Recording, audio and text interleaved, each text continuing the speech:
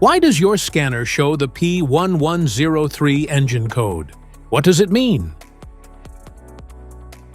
P1103 is a diagnostic trouble code for mass airflow sensor in range but higher than expected.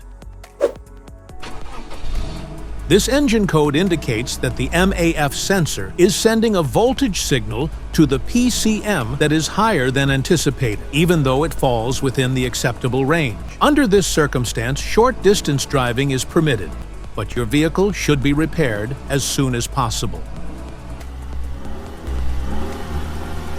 So, what causes this imbalance? Here are the most common culprits. This error can be caused by these possible faults in your vehicle. Faulty or dirty MAF sensor, air leaks, wiring and connector issues, other potential causes. Each DTC code corresponds to a specific issue in your vehicle.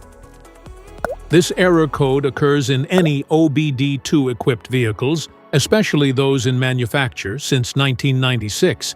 It is commonly found in vehicles like Ford, Volvo, and Land Rover. If you want to fix this error code, let us know in the comments section. We will definitely make the video on your demand.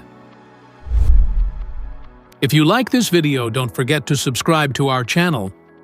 Thanks for watching.